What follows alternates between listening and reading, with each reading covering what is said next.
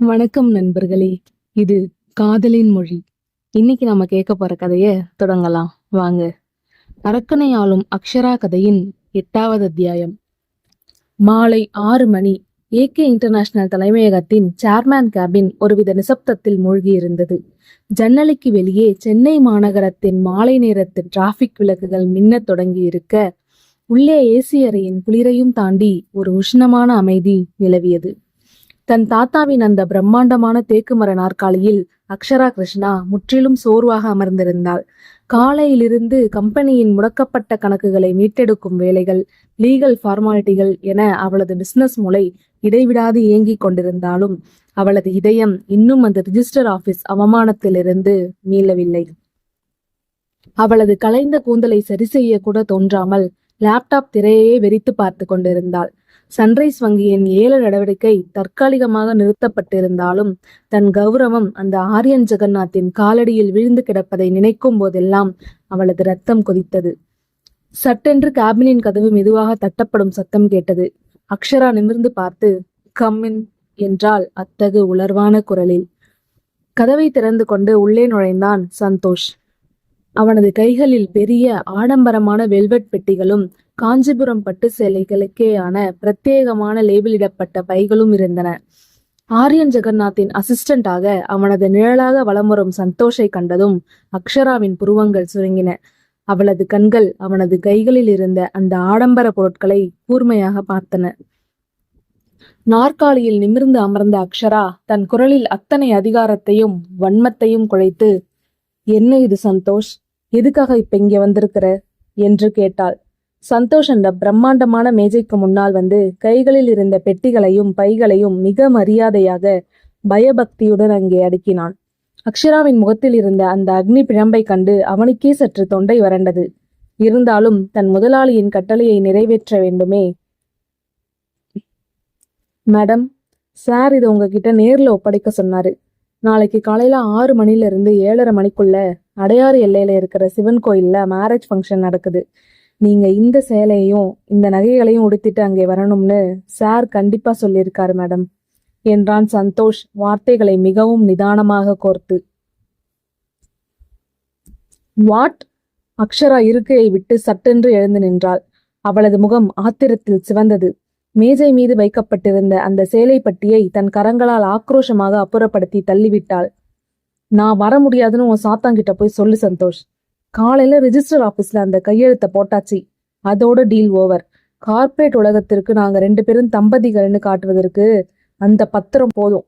அதை தாண்டி நான் எந்த கோயிலுக்கும் வரமாட்டேன். அந்த சாத்தானோட கையால தாலியும் கட்டிக்க மாட்டேன். என் கழுத்தத்தோட அந்த ஆரியன் ஜெகநாத்திற்கு எந்த தகுதியும் இல்லை. உடனே இந்த நகைகளையும் சேலையும் எடுத்துக்கிட்டு என் கண்ணை விட்டு வெளியே போ என்று இடி முழக்க குரலில் கத்தினாள் அக்ஷரா. அவளது நெஞ்சுக்கூடு கோபத்தில் வேக வேகமாக ஏறி இறங்கியது. அக்ஷராவின் இந்த உக்கிரமான வெடிப்பை சந்தோஷ் ஏற்கனவே எதிர்பார்த்திருந்தான். ஆரியன் ஜெகநாத் தன் பிசினஸ் மூளையால் அவளை எப்படி கட்டுப்படுத்த வேண்டும் என்று துல்லியமாக கணக்கு போட்டிருந்தான். சந்தோஷ் பதற்றப்படாமல் தன் கையில் இருந்த அந்த ஒரிஜினல் அக்ரிமெண்ட் ஃபைலை மெதுவாக திறந்தான். பக்கங்களை விறுவிறுவென்று திருப்பி அந்த 4வது பக்கத்தில் இருந்த ஒரு குறிப்பிட்ட விதியின் மீது தன் விரலை வைத்தான். அதை அக்ஷராவின் பார்வைக்கு நேராக மேஜை மீது திருப்பினான். மேடம், கொஞ்சம் கோவப்படாம இதை படிச்சு பாருங்க. இந்த அக்ரிமெண்ட்ல கிளாஸ் 4A படி சமூக அங்கீகாரத்திற்காகவும் கார்ப்பரேட் ஊடகங்களின் நம்பகத்தன்மைக்காகவும் இரு தரப்பும் முறைப்படியான அத்தனை சடங்குகளுக்கும் திருமண நிகழ்வுகளுக்கும் முழு ஒத்துழைப்பு அளிக்க வேண்டும். இதில் ஏதேனும் ஒரு தரப்பு மறுப்பு தெரிவித்தால் கம்பெனியை மீட்க வழங்கப்பட்ட 200 கோடி ரூபாய் நிதியுதவி அடுத்த 24 மணி நேரத்தில் வட்டியுடன் திரும்ப பெறப்படும் அப்படின்னு எழுதியிருக்கு மேடம். இதுல நீங்களே தான் காலையில கையெழுத்தும் போட்டிருக்கீங்க. சார் இதை உங்களுக்கு நினைவூட்டிட்டு வர சொன்னாரு என்று சந்தோஷ் அத்தனை பக்குவமாக ஆனால் சாட்டையடி போல உண்மையை உரைத்தான். அக்ஷரா அப்படியே சிலையாக உறைந்து போனாள். அவளது கண்கள் அந்த கிளாஸ் 4A என்ற விதியையும் அதன் கீழே இருந்த அவளது சொந்த கையெழுத்தையும் பார்த்ததும் அதிர்ச்சியில் விரிந்தன. அவளது மூளைக்குள் ஆரியன் ஜெகநாத்தின் அந்த வஞ்சக புன்னகை மீண்டும் சுழன்றடித்தது. தன்னை எவ்வளவு பெரிய சதிவலையில் அவன் சிக்க வைத்து லாக்குகளை போட்டிருக்கிறான் என்பது அவளுக்கு இப்போதுதான் புரிந்தது. தன் சாம்ராஜ்யத்தை, தாத்தாவின் 40 வருட உழைப்பை மீட்க வேண்டுமானால் அந்த அசுரனின் காலடியில் விழுவதை தவிர வேறு வழியில்லை என்பதை உணர்ந்த அவளது இதயம் ஒரு கணத்தில் அணு அணுவாக சிதைந்தது. அவளது கண்கள் வன்மத்தையும் ஆத்திரத்தையும் கக்க இரத்த சிவப்பாக மாறின. ஆரியன் ஜெகநாத், உன்ன என்று அவளது உதடுகள் ஆத்திரத்தில் துடித்தன. வேறு வழியின்றி மேஜை மீது தள்ளிவிடப்பட்டிருந்த அந்த சிவப்பு நிற பட்டு சேலை பெட்டியை தன் கைகளால் இறுக்கமாக நகங்கள் பதியும் அளவுக்கு பற்றி கொண்டாள். அவளது கைகள் கோபத்தில் நடுங்கின. நாளைக்கு விடிய காலையில உன் சதிவலைக்கான விலையை நான் கொடுக்கறேன். ஆனா இந்த அக்ஷரா கிருஷ்ணா கொடுக்கும் விலைக்கு உன் சாம்ராஜ்யம் தாக்குமான்னு பார்த்துக்கலாம் என்று மனதிற்குள் சபதம் எடுத்தாள். அக்ஷராவின் சம்மதத்தை பெற்றுவிட்ட திருப்தியில் சந்தோஷ் அவளிடம் விடைபெற்று கேபினை விட்டு வெளியேறினான்.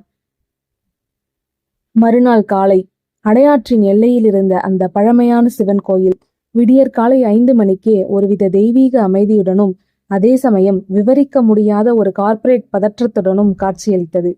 பனிமூட்டம் இன்னும் முழுமையாக விலகாத அந்த அதிகாலை பொழுதில் கோயிலை சுற்றி ஆரியன் ஜெகநாத்தின் தனிப்படை பாதுகாப்பு வளையம் கத்திமேல் நடப்பது போன்ற எச்சரிக்கையோடு அமைக்கப்பட்டிருந்தது. ஆரியன் கட்டளையிட்டபடியே ஊடகங்களோ வெளியாட்களோ அண்டாதவாறு ரகசியம் காக்கப்பட்டிருந்தது.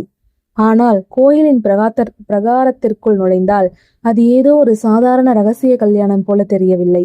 ஒரு பேரரசிக்கு செய்யப்படும் அத்தனை மாண்புகளோடும் பாரம்பரிய மரியாதைகளோடும் அந்த பழமையான கோவில் உருமாறியிருந்தது. நூற்றாண்டுகள் பழமையான அந்த பாறை கற்கோயிலின் ஒவ்வொரு அங்குலமும் ஒரு பிரம்மாண்டமான கலைக்கூடமாக மாறியிருந்தது. வாசலில் காலடி எடுத்த வைத்த போதே தரையெங்கும் தெளிக்கப்பட்டிருந்த பன்னீரின் வாசம் நாசியை துளைத்தது. அதன் மேல் வெண்தாமரை இதழ்களாலும் அடர் குங்குமத்தாலும் வரையப்பட்டிருந்த பிரம்மாண்டமான கோலங்கள் உள்ளே நுழையும் எவரையும் ஒரு நிமிடம் பிரமிக்க வைக்க தவறவில்லை. பிரகாரத்தின் நுழைவு வாயிலில் சுருள் சுருளாக தொங்கிய பசுமையான மாநாட்டு குலைகளும் பழுத்த மாம்பழங்களும் வாடாத தாமரை முட்டுகளும் கோர்க்கப்பட்ட தோரணங்கள் காற்றில் மெலிதாக அசைந்தாடி கொண்டிருந்தன. அந்த பழங்கால கருங்கல் சுவர்களின் கம்பீரத்தை மறைக்காமல் அவற்றின் அழகை இன்னும் கூட்டும்படி அலங்காரங்கள் மிக நேர்த்தியாக செய்யப்பட்டிருந்தன. பனித்துளி விலகாத புதிய நந்தியாவட்டை மலர்கள் வெண்பட்டு துணிகளைப் போல சுவர்களில் பரவிவிடப்பட்டிருக்க, அவற்றிற்கு நடுவே இரத்த சிவப்பான அடர் சிவப்பு ரோஜாக்கள் செதுக்கப்பட்ட கல் தூண்களை சுற்றி மாலைகளாக அள்ளி வீசப்பட்டிருந்தன. எல்லாவற்றிற்கும் மேலாக நவீன எலக்ட்ரிக் விளக்குகளின் செயற்கை வெளிச்சம் ஏதுமின்றி நூற்றுக்கணக்கான பித்தளை விளக்குகளும் அகல் விளக்குகளும் மட்டுமே பரிகாரம் எங்கும் ஏற்றப்பட்டிருந்தன. தூபக்கால்களிலிருந்து வானோக்கி எழும்பிய சுத்தமான சாம்பிராணி புகையும் காஷ்மீர் குங்குமப்பூவின் நறுமணமும் காற்றில் கலந்து அந்த இடத்தையே ஒரு பூலோக வைகுண்டமாக மாற்றியிருந்தது. அந்த நெய் விளக்குகளின் மென்மையான பொன்னிற ஒளி பழங்கால கற்களில் பட்டு எதிரொலித்த போது சுவர்களில் இருந்த சிலைகள் யாவும் உயிர் பெற்று பார்ப்பது போன்ற ஒரு பிரம்மையை ஏற்படுத்தியது. பாரம்பரியமும் எல்லையற்ற அதிகாரமும் கைகோர்த்து நின்ற அந்த விடியற்காலை பொழுதில் அந்த பேரரசிக்கான மேடை அத்தனை பிரம்மாண்டமாய் தயாராகி இருந்தது. ஆகாஷ் சொன்னபடியே விடியற்காலை 4:30 மணிக்கு அலாரம் வைத்து தன் குடும்பத்தாரை ஆயத்தப்படுத்தி 5:30 மணிக்கெல்லாம் தன் மெர்சிடஸ் காரில் அஞ்சலியையும் தன் பெற்றோரையும் கூட்டிக் கொண்டு கோயில் பிரகாரத்திற்குள் வந்து இறங்கினான். 5 மாத கர்ப்பிணியான அஞ்சலி தன் பட்டு சேலையை சரி செய்தபடி மெதுவாக இறங்கினாள். அவளது கைகளில் திருநெல்வேலி கிராமத்து முறைப்படி அக்ஷராவுக்காக செய்த சுருள் அப்பத்தட்டும் ஒரு நேர்த்தியான வைரக்கம்மல் அடங்கிய பரிசு பெட்டியும் பத்திரமாக இருந்தன. அங்கே கல்யாண மேடைக்கு அருகில் ஆரியன் ஜெகநாத் நின்றிருந்தான். தூய வெண்பட்டு வேட்டியும் தோளில் தொண்டுமாக அவன் நின்றிருந்த கோலம் அவனது அசுரத்தனமான உடலமைப்பிற்கு ஒரு புதிய கம்பீரத்தை தந்திருந்தது. எப்போதுமே விலையுயர்ந்த கோட் சூட்டில் அதிகாரத்தின் உச்சமாக வலம் வரும் அந்த பிசினஸ் மேக்னட் இன்று ஒரு பாரம்பரிய மணமகனாக நின்றிருந்த அழகு அங்கிருந்த ஒட்டுமொத்த பிரகாரத்தின் ஒளியையும் அவன்பால் ஈர்த்திருந்தது. அகன்ற மார்பும் செதுக்கியது போன்ற தோள்களும் அந்த வெண்பட்டின் மென்மையில் இன்னும் எடுப்பாக தெரிந்தன. வாரியிருந்த அடர்ந்த தலைமுடியும் லேசாக ட்ரிம் செய்யப்பட்ட தாடியும் அவனது கூர்மையான முகத்திற்கு ஒரு கட்டுங்கடங்காத ஆண்மையை கொடுத்திருக்க, நெற்றியில் தீட்டப்பட்டிருந்த சந்தன பொட்டும் குங்குமமும் அவனது ஆளுமைக்கே ஒரு தெய்வீக அழகை சேர்த்திருந்தன. அவனது கைகளில் கட்டப்பட்டிருந்த தங்க கடையமும் விரல்களில் மின்னிய மோதிரங்களும் அவனது அசுரத்தனமான அழகை மேலும் பறைசாற்றின. ஆனால் அவனது அந்த அசாத்திய அழகிலும் கர்வத்திலும் இன்று ஒரு மெல்லிய தடுமாற்றம் கலந்திருந்தது. அவனது கண்கள் அடிக்கடி கோயிலின் பிரதான நுழைவாயிலை நோக்கி சென்று மீண்டன. அந்த விழிகளில் தெரிந்த ஏக்கம் அக்ஷராவின் வருகைக்காக காத்திருக்கும் ஒரு காதலனின் தவிப்பை அப்பட்டமாக வெளிப்படுத்தியது. ஆரியன்! ஆகாஷ் அவன் அருகே வந்து தோளை தொட்டான். ஆரியன் லேசாக திரும்பி, எல்லாம் ரெடியா ஆகாஷ்? ஐயர் சொன்ன முகூர்த்த நேரம் 6 மணிக்கு ஆரம்பிக்குது, இன்னும் 10 நிமிஷம்தான் இருக்கு என்றான். அவனது குரலில் எப்போதும் இல்லாத ஒரு லேசான பதற்றம் இழையோடியது. அண்ணே, நீங்க கவலைப்படாதீங்க, அக்ஷரா அண்ணி கண்டிப்பா வருவாங்க, அவங்க கொடுத்த வாக்க கண்டிப்பா மீற மாட்டாங்க என்று அஞ்சலி தான் அண்ணனாக ஏற்றுக்கொண்ட ஆரியனுக்கு தைரியம் கூறினாள். அஞ்சலி சொன்ன அடுத்த 5வது நிமிடம் கோயிலின் வாசலில் டயர்கள் அலறும் சத்தம் கேட்டது. அக்ஷரா கிருஷ்ணாவின் கார் வந்து நின்றது. காரின் கதவை திறந்து கொண்டு அக்ஷரா இறங்கிய போது அங்கிருந்த அத்தனை பேரின் மூச்சுக்காற்றும் ஒரு நொடி ஸ்தம்பித்தது. ஆரியன் தன் கைகளால் பார்த்து பார்த்து தேர்ந்தெடுத்த அந்த அடர் சிவப்பு நிற அக்வா பட்டு சேலையை அவள் உடுத்தியிருந்தாள். அவளது மேனி நிறத்திற்கு அந்த சிவப்பு நிறம் நெருப்பாய் ஜொலித்தது. உடலோடு ஒட்டி அவளது நளினமான வளைவுகளை இன்னும் நயமாக காட்டிக் கொடுத்த அந்த பட்டு சேலையின் முந்தானை காற்றில் மெலிதாய் அசைந்தாடியபடி தரையை தொட்டு சென்றது. காதுகளில் ஊசலாடிய கனமான வைரத்தோடுகளும் அவளது கழுத்தை முழுமையாக அலங்கரித்திருந்த அன்கட் டைமண்ட் நெக்லஸும் அவளது பாரம்பரிய கம்பீரத்தை இன்னும் பன்மடங்கு தூக்கி காட்டின. அந்த வைரங்களின் ஒளியை விட அவளது தோளின் மென்மையும் பொலிவும் அங்கிருந்த நெய் விளக்குகளின் வெளிச்சத்தில் தனித்து மின்னின. முன்னே நெற்றியில் விழுந்த சில கூந்தல் இழைகளை தாண்டி நேர்த்தியாக வாரி கட்டப்பட்டிருந்த அவளது கூந்தலில் சூடப்பட்டிருந்த மல்லிகை பூச்சரம் அவளது தோள்களில் புரண்டு அந்த இடத்தையே வாசம் கொள்ள செய்தது. அவளது கைகளில் அணிந்திருந்த வளையல்கள் எழுப்பிய மெல்லிய நாதம் அந்த அமைதியான பிரகாரத்தில் ஒரு புதிய நடுக்கத்தை ஏற்படுத்தியது. செதுக்கி வைத்த சிலையென ஒரு பேரரசிக்கே உரிய அசாத்திய அழகோடும் மிடுக்கோடும் அவள் பிரகாரத்திற்குள் நடந்து வந்தாள். ஆனால் அவளது முகத்தில் ஒரு மணமகளுக்கே உரிய வெட்கமோ புன்னகையோ துளியும் இல்லை. அவளது இதழ்களில் படிந்திருந்த அடர் சிவப்பு நிற லிப்ஸ்டிக் அவளது இறுக்கமான மௌனத்தை இன்னும் ஆழமாக காட்டியது. அந்த அழகிய முகத்தில் மென்மைக்கு அடியிலும் ஒரு பாறை போன்ற உறுதி படர்ந்திருந்தது. எல்லாவற்றிற்கும் மேலாக அவளை மைதீட்டிய பெரிய கண்கள் காதலின் ஏக்கத்தில் தவிக்காமல் அக்னி பிழம்பாக எரிந்து கொண்டிருந்தன. தன்னை ஆராதித்து காத்து நிற்கும் ஆரியனை நோக்கி சென்ற அவளது ஒவ்வொரு எட்டிலும் ஒரு கல்யாண பெண்ணின் பதற்றத்தை விட போர்க்களத்திற்குள் நுழையும் ஒரு ராணியின் ஆக்ரோஷமே மிஞ்சியிருந்தது. நேற்று இரவு அவளது மெயிலுக்கு ஆரியனின் லீகல் டீமிடம் இருந்து வந்த அந்த இறுதி எச்சரிக்கை தான் அவளை இந்த சேலையை உடுத்தி இங்கு கொண்டு வந்து நிறுத்தியிருந்தது. நாளை விடியற் காலை 6 மணிக்கு நீங்கள் அடையாறு சிவன் கோயிலில் திருமண சடங்கிற்கு வர தவறினால் சன்ரைஸ் வங்கி வழங்கிய AK இன்டர்நேஷனல் மீதான தற்காலிக ரத்து உத்தரவு அடுத்த வினாடியே திரும்ப பெறப்படும். உங்கள் சாம்ராஜ்யம் மீண்டும் ஏலப்பட்டியலுக்கு போகும். தன் தாத்தாவின் 40 வருட உழைப்பை, சாம்ராஜ்யத்தை காப்பாற்ற தன் கௌரவத்தை அடகு வைக்க துணிந்து விட்டாள் அந்த பேரரசி. அவளது காலடிகள் கல்யாண மண்டபத்தை நோக்கி நடந்தபோது அங்கிருந்த கற்கள் கூட அவளது ஆத்திரத்தின் வெம்மையில் உருவது போலிருந்தது. அவளது கலைந்த கூந்தல் இன்று நேர்த்தியாக கட்டப்பட்டிருந்தாலும் அவளது பார்வையின் உக்கிரம் குறையவில்லை. அந்த பக்கமாக ஆரியனின் தங்கை ரித்திகா அந்த கல்யாணத்திற்காக அத்தனை அழகாக தன்னை அலங்கரித்து கொண்டு வந்து நின்றிருந்தாள். பட்டுப்புடவையில் தேவதை போல ஜொலித்த அவளுக்கு தன் அண்ணனின் திருமணம் என்பதால் உள்ளுக்குள் பயங்கர சந்தோஷம். மேடையில் நடக்கும் அந்த நிசப்தமான போரை பற்றி எதுவும் தெரியாமல் தன் அண்ணனுக்கு ஒரு வழியாக நல்லபடியாக கல்யாணம் நடக்கப் போகிறது என்ற குதூகலத்தோடு முகமெல்லாம் புன்னகை பொங்க அங்கே வந்து நின்றிருந்தாள். அவள் தன் அண்ணனின் வாழ்வின் மிக முக்கியமான நாளுக்காக துள்ளி குதித்து கொண்டிருந்தாள். மறுபுறம் ஆரியனின் நம்பிக்கைக்குரிய அசிஸ்டண்டான சந்தோஷும் அங்கேதான் நின்று கொண்டிருந்தான். ஆரியனின் மனதில் இருக்கும் தவிப்பையும் அக்ஷராவின் முகத்தில் இருக்கும் வெறுப்பையும் கவனித்தபடி அடுத்து என்ன நடக்குமோ என்ற பதற்றத்தோடு சூழ்நிலையை கவனித்துக் கொண்டிருந்தான். நேராக மேடையை நோக்கி வந்தாள் அக்ஷரா. ஆரியனுக்கு நேர் எதிராக வந்து நின்றாள். இருவரின் விழிகளும் மோதிக்கொண்டன. ஆரியனின் கண்கள் பேரன்போடும் அவளது அழகில் மயங்கிய தவிப்போடும் அவளை பார்த்தன. ஆனால் அக்ஷராவின் பார்வையில் வன்மமும் அருவருப்பும் மட்டுமே மிஞ்சியிருந்தன. நேரமாச்சு, சடங்குகளை ஆரம்பிக்கலாம் என்று அக்ஷரா ஒரு பிசினஸ் மீட்டிங்கில் பேசுவது போல அத்தனை வறண்ட குரலில் கூறினாள். ஐயர் வேத மந்திரங்களை ஓதத் தொடங்கினார். ஹோம வளையத்தில் இருந்து எழுந்த புகை அந்த பழமையான பிரகாரத்தை சூழ்ந்தது. அக்ஷரா ஒரு இயந்திரத்தை போல சடங்குகளில் அமர்ந்திருந்தாள். ஆரியன் அவளது கைகளை பற்றி சடங்குகளை செய்யும் போது அவளது உடல் அவனை அறியாமல் வெறுப்பில் சிலிர்த்தது. அவளது கைகள் பனிப்பாறை போல குளிர்ந்திருக்க, ஆரியனின் கைகளோ அவளது அன்பிற்காக ஏங்கி தகித்துக் கொண்டிருந்தன. முகூர்த்த நேரம் வந்தாச்சுப்பா, மாப்பிள்ளை பொண்ணு கழுத்துல தாலியை கட்டலாம், எல்லாரும் அச்சதைய கையில எடுத்துக்கோங்க. ஐயர் தாலி கயிற்றை எடுத்து ஆரியனிடம் நீட்டினார்.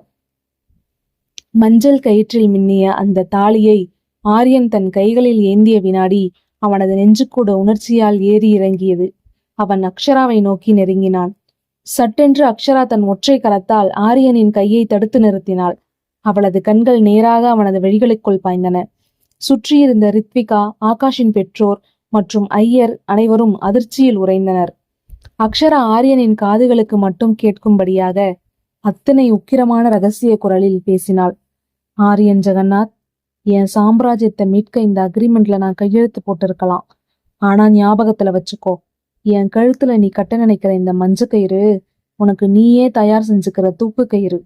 என் கௌரவத்தை அடகு வச்சு என் சாம்ராஜ்யத்தை நான் மீட்டா இந்த வினாடியில இருந்து உன் சாம்ராஜ்யத்தை அழிவு என் கைகளால தொடங்கும். இந்த தாலி என் கழுத்துல ஏறும், ஆனா உன் ஆயில அணு அணுவா குடிச்சிட்டு தான் கழலும். அவளது இந்த உக்கிரமான சவாலை கேட்டு ஆரியன் நடுங்கவில்லை. அவனது முகத்தில் ஒரு மாபெரும் புன்னகை மட்டுமே அரும்பியது. அந்த புன்னகையில் வஞ்சகம் இல்லை.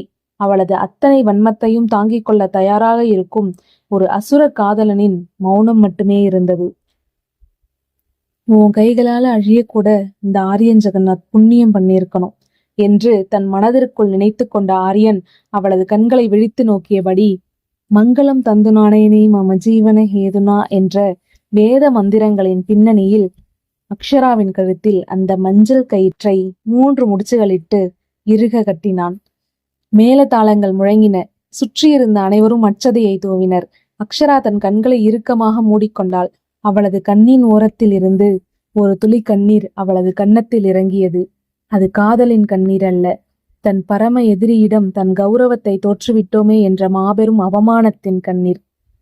சடங்குகள் முடிந்து இருவரும் மேடையிலிருந்து இறங்கினர். அடுத்த வினாடி அஞ்சலி தன் கைகளில் இருந்த தட்டோடு ஓடி வந்து அக்ஷராவின் முன்னால் நின்றாள். அக்ஷராவின் முகத்தில் இருந்த அந்த உக்கிரத்தை பார்த்து ஒரு கணம் அஞ்சலி தயங்கினாலும் தன் அண்ணன் ஆரியனின் வாழ்க்கைக்காக தன் பயத்தை மறைத்து புன்னகைத்தாள். அண்ணி, நான் அஞ்சலி, ஆரியன் அண்ணனோட தங்க முறை. நீங்க எங்க குடும்பத்துக்கு வந்த மகாலட்சுமி அண்ணி. எங்க ஊர் முறைப்படி பாரம்பரியமா செஞ்ச சுருளப்பமும், அப்புறம் இது உங்களுக்கு என்னோட சின்ன பரிசு அண்ணி என்று பாசத்தோடு தட்டை நீட்டினாள்.